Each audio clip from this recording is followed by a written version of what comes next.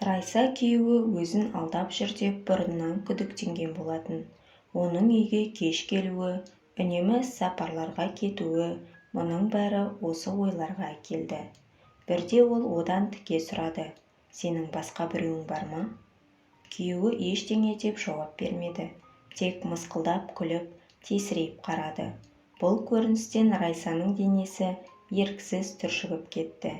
Иә, күйеуі оны алдап жүр. Әлбетте бұл сияқты емес, басқа бір сұлу, көрікті келіншекпен. Райса 40 жасына таман, түрі әбіржіп, оның үстіне артық салмақ та қосылды. Оның бәрі жаман аурумен ауырғаннан кейін басталды. Бірақ сонда да күйеуінің осылай жасағаны дұрыс па? Олардың отасқандарына міне 18 жыл болды. Екеуінің ортақ ұлдары бар. Ол жақында 10-шы сыныпқа көшті. Олар қанша дегенмен де бір отбасы ғой. Мұның барлығы бір күні анықталды. Райса күйеуінің жейдесінен қызыл ерін далабының ізін тауып алды. Ол ашуланып, теледидар қарап отырған күйеуінің бетіне жейдесін лақтырды. «Сенің менен басқа әйелің бар екен ғой, онда ол сенің киімдеріңді өзі жусын, ақымақ!» деп ол жылап айғайлады. Ал күйеуі жейдеге қарап, содан кейін орнынан тұрып ашуланып, әйелі Райсаға жақындады. «Сен мұнда тауықтың миындай ғана миыңмен менен есеп алмақшысың ба? Жамиля, сен сияқты ақымақ әйел емес, сенен 1000 есе әдемі. Саған қарағанда жас, әрі ақылды, ал сен толық ақымақ әйелсің». Солай ма? Оның аты Жамиля екен ғой. Ақыры мойындадың. Әдемі, ақылды әйел деп қояды. Ол біздің отбасымызды бұзды. Алтынбек, сен мұндай опасыздыққа қалай барып жүрсің? Біз сонша жыл бірге тұрдық. Саған не жетпейді? Деп сыбырлады ол. Райса күйеуінің сөздерінен шошыды. Ол еш ақталмады. Ол оған қайта ызаланып қарап, «Маған не жетпейді?» деп қайталады ол. Содан кейін: «Ал сен өзіңнің айнадағы түріңе қарамағаныңа көп болған сияқты. Жардай болып семіріп кеттің. Саған қараудың өзі жеркенішті. Мен бәрінен шаршадым. Мен сенен енді кетемін». Ол бірден заттарын жинай бастады. Киімдерін сөмкеге сала жүріп, Райсаның қандай жаман, ақымақ, семіз әйел екенін айғайлап айтты. Ал Райса онымен дауласатын күші қалмай диванға отыра кетті. Тек Алтынбектің киімдерін чемоданға салғанына қарап, көз жасын көл қылып отырды. Ең өкініштісі, ол оған ештеңе айта алмады. Күйеуінің өзі туралы айтқандарын естіп, тілі күрмеліп қалғандай. Құрметті тыңдарман, әңгімені жалғастырмай тұрып айтайын дегенім, менің видеоларымды 74% адамдар каналға тіркелмей көреді екен. Өтінемін, егер де әңгімені тыңдап отырған болсаңыз, каналға тіркеліп, видеоны соңына дейін көріңіздер. Қазақша каналдарды қолдаңыздар. Тіл жоқ жерде ұлт та жоқ. Күйеуі бірге өткізген бақытты сәттерінің барлығын ұмытып, бір сәтте жоққа шығарды. Оларда қандай махаббат болды десеңізші. Алтынбек қалаға шалғайдағы бір ауылдық жерден келді. Экономист мамандығына оқыды. Екеуі алғаш кітапханада кездесті. Олар бірге емтиханға дайындалды. Алтынбек одан білмегендерін сұрады. Кейін олар аялдамада сөйлесіп тұрды. Содан соң олар кездесе бастады. Ақыры үйленді. Олар Райсаның марқұм әжесінен қалған пәтерде тұрды. Төбелері биік, қала орталығындағы жақсы 3 бөлмелі пәтер. Мұнда олар бақытты болды. Перзентханадан шыққасын ұлы Мақсатты да осында әкелді. Оларда бәрі жақсы болатын. Енді міне, кенеттен Алтынбекке не болды? Үйден шығып бара жатып Алтынбек: «Менің бұл үйде ешқандай үлесім жоқ. Үй сенікі. Ал Мақсатқа келгесін бәрін өзім түсіндіремін» деді. Райса енді бұл жағдайды ұлы қалай қабылдайды деп уайымдады. Қазір онда өтпелі кезең. Көңіл күйі құбылмалы болатыны жасырын емес. Қайта ол демалыс лагеріне кетіп, үйде болмай, бұл жағымсыз көріністі көрмегені жақсы болды. Райса түні бойы көз ілмеді. жылады, өзін аяды. Әсіресе ол ұлына бұл жағдай туралы айтатынын елестеткен кезде қиын болды. Мақсат әкесін қатты жақсы көреді. Енді әкесінің бұл сатқындығы оның жүрегін жаралайтын болды. Райса таңертең баспаханадағы жұмысына барғанда оны тағы да бір қиындық күтіп тұрды. Бастық оған қоңырау шалып, кабинетіне шақырып алды. Енді олардың ұйымына корректор қажет емес екенін айтты. Райса, сіз түсініңіз, біз қызметкерлердің жартысын жұмыстан қысқартып жатырмыз. Менің осындай қиын таңдау жасауыма тура келді, деді бастық. Бірақ қалай? Мен мұнда жұмыс істеп жүргеніме 15 жылдан асты, деп айғайлады Райса. Осы уақыт ішінде менің жұмысыма ешқандай шағымдар болған емес. Менің білуімше, бізге жақында келгендер қысқартуға кетуі керек. Бастық тек қатты күрсініп, содан кейін ол Назираны жұмыстан шығара алмайтынын түсіндірді. Назира бір бастықтың қызы. Тамара өз құқығын қорғаса да, ештеңе шеше алмайтынын түсінді. Ал егер керісінше Райсаны қалдырып, Назираны шығарса, оған күн бермейтінін түсінді. Сіз бұлай уайымдамаңыз, деді бастық. Қазір корректорлар үшін көптеген мүмкіндіктер бар. Редакцияларға барыңыз, кітапханаларға барыңыз. Ақыр соңында сіз қашықтықтан жұмыс істей аласыз. Ал әзірге осы айдың соңына дейін 2 апта тыныш жұмысыңызды аяқтаңыз. Тамара оған қарап ештеңе айтпады. Есікті тарс жауып, кабинеттен шықты. Қайдағы кітапхана? Ол өз саласындағы бірінші дәрежелі маман. Мен кітапханада не істеймін? Бұрыннан белгілі жазушылардың еңбектерін түзеуім керек пе? Бастық ойланбастан шешім шығарған сияқты. Оған қазір ең бастысы Назира жұмыста қалса болғаны. Райса 2 апталық жұмысын аяқтады. Осы уақыт ішінде күйзеліске түсіп кетті. Өз жұмысын жасады, үйге келді, сұрықсыз өмірінен шаршап, содан кейін диванға жатып жылады. Күйеуі оған опасыздық жасады, жұмыстан шығып қалды. Енді әрі қарай не болады? Содан кейін ұлы Мақсат лагерьден келді. Күнге күйген, бақытты, өміріне риза. Оған лагерь қатты ұнапты. Онда ол жаңа достар тауып, көңілді уақыт өткізді. Райса ұлын автовокзалдан қарсы алды. Оны көргенде жүрегі сәл жылыды. Ештеңе жоқ, ол барлық қиындықтарды жеңе алады. Баласы қасында. Мақсат әрине, бірінші кезекте әкесі неге оны қарсы алуға келмегенін сұрады. Үйге барғасын бәрін айтамын, деді Райса дауысы дірілдеп. Ұлы анасына таңданып қарап, қабағын түйді. Бала өзі жоқта бір нәрсе болғанын түсінді. Райса ұлынан әкесінің сатқындығы туралы жасырмады. Мақсат ашуланып, әкесімен бірден сөйлескісі келді. 15 жасында ол өте батыл болды. Әкесімен арадағы мәселені бірден шешкісі келді. Ол анасын ренжітуге жол бергісі келмеді. Жоқ, Мақсат өзін ойламады. Ол енді ересек адам. Бар мәселесін өзі шеше алады. Бірақ әкесінің анасына осылай жасауға құқығы жоқ еді. Ол әкесіне қоңырау шалды. Бірақ оған бір әйел адам жауап берді. Ол әйел күліп, әкесінің қолы бос емес екенін айтты. Егер онымен сөйлескің келсе, кейінірек қоңырау шал деді. Ертең қоңырау шалсаң жақсы болады. Өйткені бүгін біз мейрамханаға басшылармен кешкі ас ішуге барамыз. Алтынбектің көңіл күйін бұзбаңдар, деп қоя салды. Мақсат ашуланып телефонды лақтырды. Ол телефонның ар жағынан әкесінің емес, оның көңілдесінің даусын естігені жиіркенішті болды. Сондай-ақ ол әйелмен сөйлескенде әкесі оның жанында тұрып, ол апайға не айту керектігін айтып тұрған сияқты көрінді. Бала реніштен жылай жаздады, бірақ содан кейін ол өз-өзін қолға алып, анасының жанына барды. Райса ас үйде терезеге қарап отырды. Анашым, олай уайымға салынбаңызшы, деді бала. Біз бәрін жеңе аламыз. Өйткені сізде мен бармын ғой, деді ұлы. Райса ұлын құшақтап, көз жасын әрең ұстады.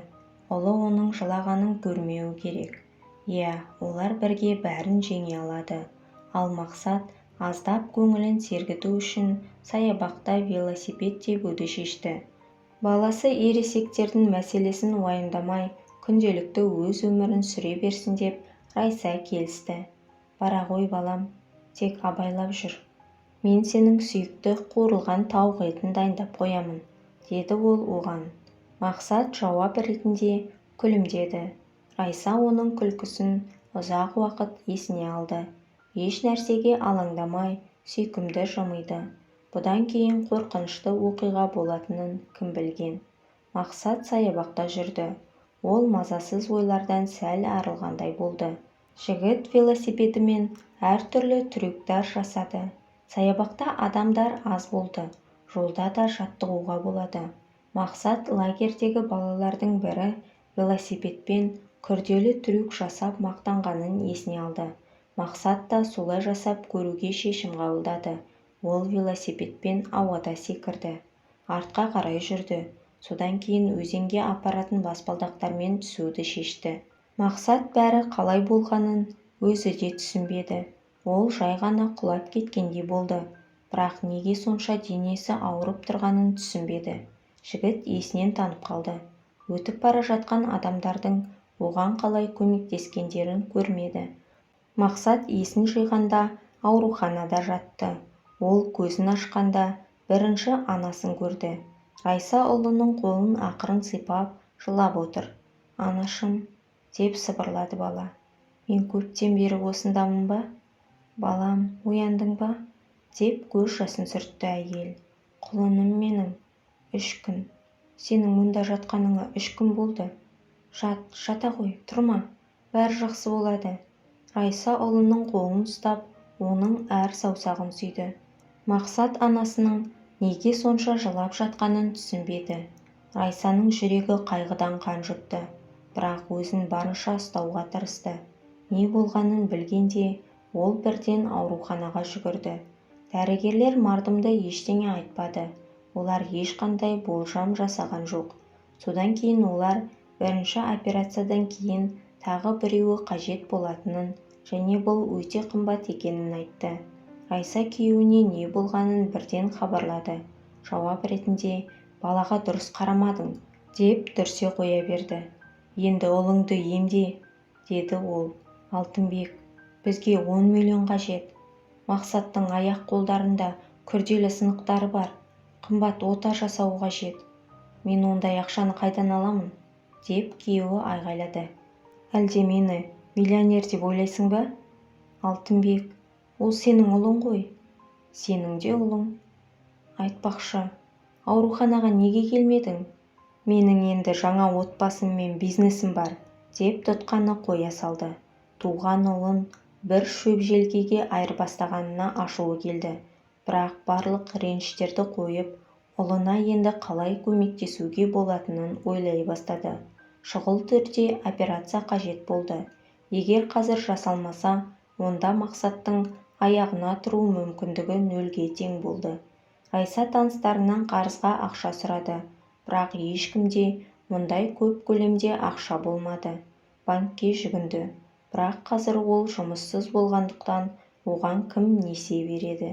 Тек Ләззат деген жалғыз риэлтор құрбысы қызарып кешірім сұрап бір нұсқаны айтты. «Райса, пәтерлеріңді сатайық. Ол сенің атыңа тіркелген ғой. Құдайға шүкір, оған Алтынбектің ешқандай қатысы жоқ», деді ол. «Иә, басқа амалымыз жоқ. Райса, мен саған ол ақшаны өзім-ақ тауып беруші едім. Бірақ сен менің жағдайымды білесің ғой?» «Әрине», Райса бәрін біледі. Ләззат та 2 баланы жалғыз өзі өсіріп отыр. Жеке кәсіпкер болса да көп табыс таппайды. «Ләззат, содан соң Мақсат екеуміз қайда тұрамыз?» Райса аптырап қалды. «Уақытша біздің үйде тұра тұрыңдар. Пәтерді сату кезінде ешқандай қиындық тумас үшін сендерді өз үйіме пропискаға отырғызайын. Содан соң пәтерді қымбатырақ сатуға тырысамын. Сендерге 1 бөлмелі пәтерге ақша қалатындай», деп уәде берді. «Жақсы, жарайды. Енді қолдан келер басқа қайран жоқ», деп келісті Райса. әзірге Мақсаттың қасына кіргізбейді. Ләззат пәтерді сатты, үйдегі кейбір заттарды алды, бір бөлігін жаңа иелеріне қалдырды. Райсаға енді үйлері жоқ екенін қабылдау қиын болды. 40 жасында ол іс жүзінде үйсіз адамға айналды. Ұлын құтқаруы керек болды. Мақсатқа операция жасалған күні ол ұлына ауруханаға асықты. Ауруханаға келсе дәлізде ол күйеуі мен ұзын аяқты, шаштарын сарыға бояп алған әйелді көрді. Шамасы ол Жәмила. Күйеуі оның келгенін көріп, «Сен неге біздің үйді сатып жібергенсің?» деп айғайлай бастады.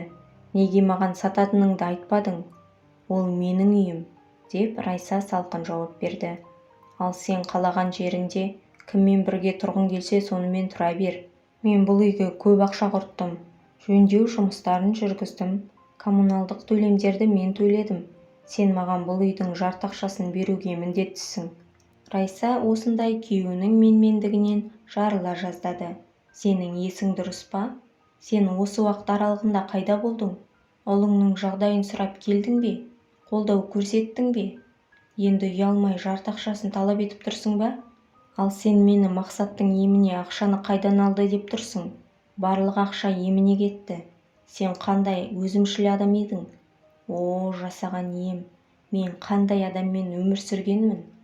Бетіне 5 тонна бояу жағып алған ақымағыңа бар. Біз туралы ұмыт. Жәмиланы олай қорлама». Алтынбек айғайлап жақын жерде ренжіген адам құсап тұрған әйеліне қарады. «Сен Жәмиланың тырнағына да татымайсың. Оның тырнақтары маған керек еді», деп шаршап жауап беріп кетіп қалды. Жүрегі қан жылады.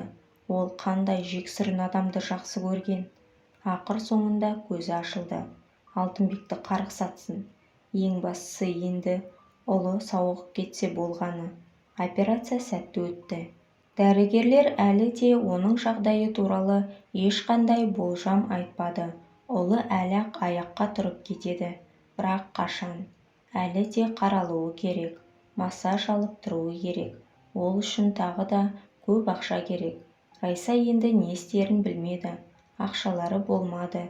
Дәрігерлер жағдайды түсініп, әйелге үйде қалай массаж жасауға болатындығын көрсетті. Күтім ережелерін түсіндірді. Содан кейін олар Мақсатты үйге шығарды. Райса 45 шаршы метрлік пәтерде мүгедектер арбасына таңылған ұлы мен Ләззаттың 2 баласы бар, 5-еуі сығылысып тұра алмайтынын түсінді. Сонымен қатар олар 7-ші қабатта тұрады. Жедел саты біресе істеп, біресе істемей қалады. Мақсатты далаға шығарып кіргізу қиын болды. Ауруханадан шыққаннан бері бала тымырайып, ешкіммен сөйлеспейтін болып алды. Ол қиын күндерді бастан өткерді. Әкесі туралы мүлдем сұрамады. Ол одан бас тартқанын түсінді. Ләззат оларға ештеңе деп шағымданбады. Сонда да Райса олармен бірге қысылып тұра алмайтынын түсініп, одан ұлы екеуіне басқа пәтер тауып беруін өтінді. Тапқан пәтерлері оларға сай келмеді. Біреуінің көршілері күнде қырлатта жататын, ал кейбіреулері үстіңгі этаждарда болды. Жедел сатылары болмады. Райса бір сөзінде «Мен шаршадым. Тіпті ауылға көшуге дайынмын», деп айтып қалды. «Ауылда үй бар», деді күтпеген жерден құрбысы. «Мен сені ренжіп қалар ма деп айтпай жүр едім. Бірақ сен өзің қаласаң, онда ауылда тұратын үй бар. Ол үй қаладан 100 шақырым алыс жерде орналасқан. Жап-жақсы ауыл. Қорықпа. Тарап кеткен ауыл емес. Онда біраз адамдар тұрады. Үй әрине ескі, бірақ пеші бар. Терезелері бүтін. Үйдің төбесінен су ақпайды. Бұл менің марқұм тәтемнің үйі. Мен оның балаларымен сөйлесіп, бір келісімге келейін. Үй арзанға шығады. Тіпті Мақсат екеуінің өмір сүрулеріне де ақша артылып қалады. Ал не дейсің?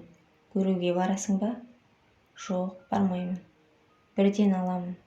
Мен саған сенемін». «Рахмет саған құрбым», деп шаршап күлді Райса. Оның сапарға шығуға күші болмады. Бірден жай ғана барып қоныстанғысы келді.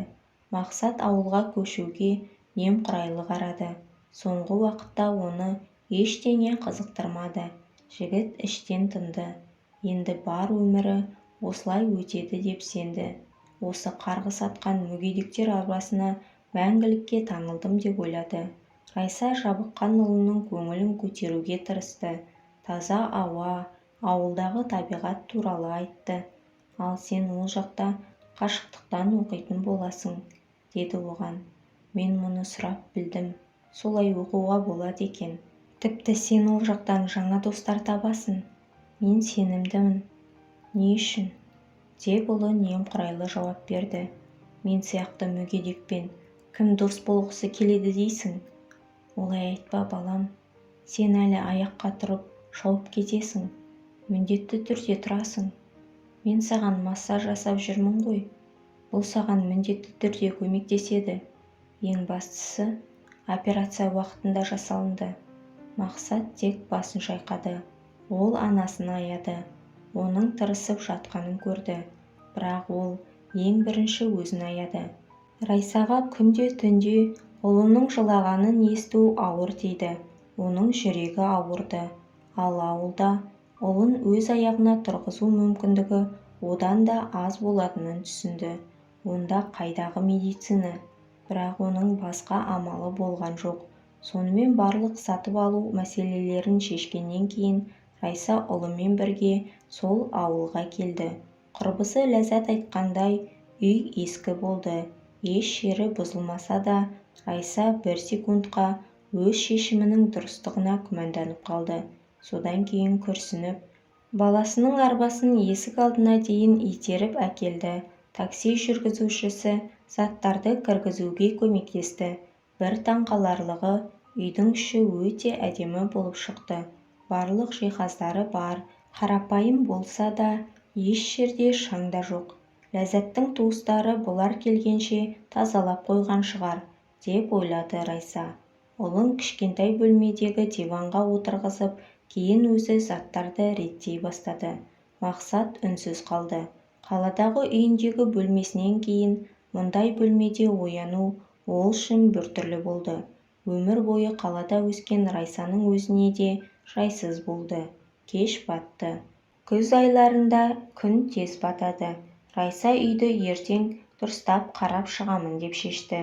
Ал қазір тамақтанып алғаннан кейін ол ұлы екеуі жаңа үйлерінде шаршағаннан болар ерте ұйықтап қалды. Райса түнде бір шудан оянып кетті. Ол дыбыстың қайдан шыққанын бірден түсінбеді. Тыңдап көрді. Бұл сыртқы шошаладан шыққан сияқты. Тышқандар ма? Олар мұндай қатты шу шығара алады ма? Мақсат та оянды. Анашым, онда кім бар? Деп үрейленіп сұрады. Полиция шақырыңыз.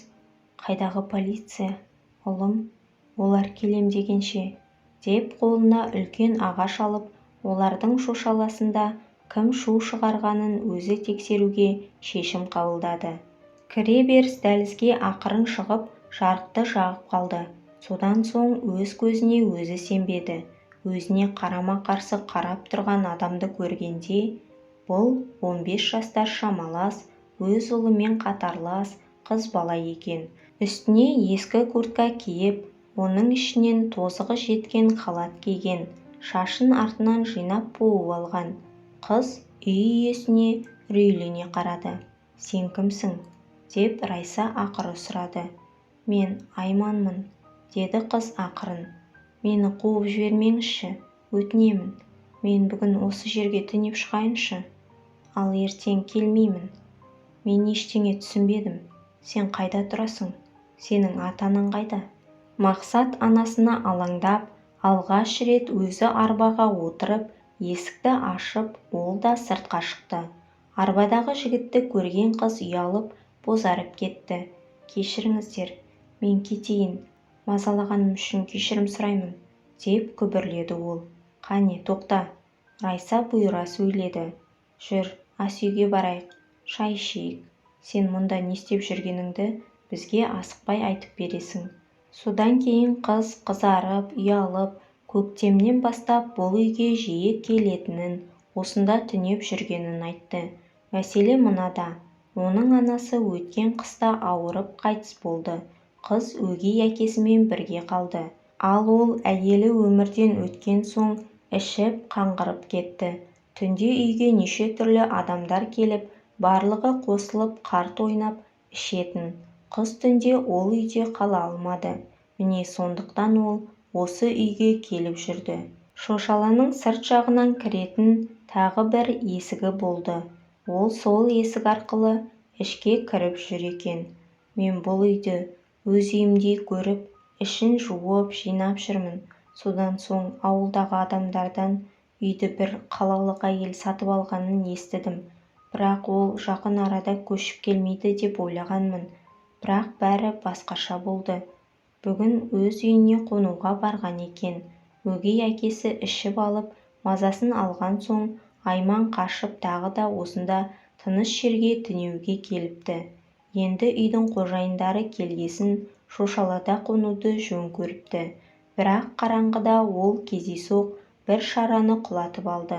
Сұмдық-ай, деп Райса басын шайқады. Сен қалай бұлай өмір сүріп жүрсің? Сенің басқа туыстарың жоқ па?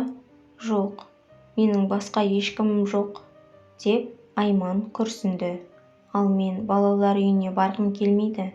Жарайды, кешіріңіздер. Енді мен кетейін, деді қыз. Онда бізбен бірге тұрыңыз, деді. Кенеттен Мақсат оған ұсыныс жасап анасына қарады. Үйде 3 бөлме бар ғой, сен де сиясың. Райса жауап ретінде басын изеді. Айман анасы мен ұлына абдырап қарады. Содан кейін ризашылықпен күлді. Таңертең Айман мектепке кетті. Райса да ұлының қашықтықтан оқуы туралы нақтылау үшін ол да мектепке барды. Сонымен бірге қыз туралы бәрін білді. Мектеп директоры Айманның жақсы қыз екенін, оны аяйтынын айтты. Әзірге ешкім оның өгей әкесінің мінез-құлқы туралы айтып шағымданбады. Бірақ оның әкелік қамқорлығынан айыруға тура келеді. Онда әзірге бізбен бірге тұрсын, деп ұсынды кенеттен Райса. Директор таңғалды, бірақ келісті. Осылайша Айман Райсаның үйінде қалды. Ал өгей әкесіне бәрібір болды. Ол қыз үйде бар ма, жоқ па, бәрібір сияқты.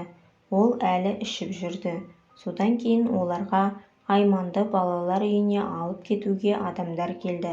Оларды директор мен ауылдық кеңестің төрағасы екеуі Райсаның үйінде қалғаны жақсы деп, қыздың жағдайы жақсы болатынына әрең сендірді. Барлығы бұған сенімді болды. Өйткені олар Райсаның жақсы әйел екенін көрді. Айман мен Мақсат достасып кетті. Олар бірге сабақтарын оқиды, бір-біріне әңгімелерін айтады. Жігіт жанын жеген уайымнан арыла бастады. Оның өмірі өзі ойлағандай сұрықсыз емес екеніне көзі жетті.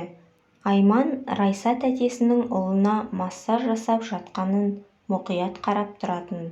Бір күні мен жасап көрейін, деп өз көмегін ұсынды. Оның анасы бұрын аудандық ауруханада массажист болып жұмыс істеген. Қыз анасынан массаж жасаудың кейбір тәсілдерін үйренген екен.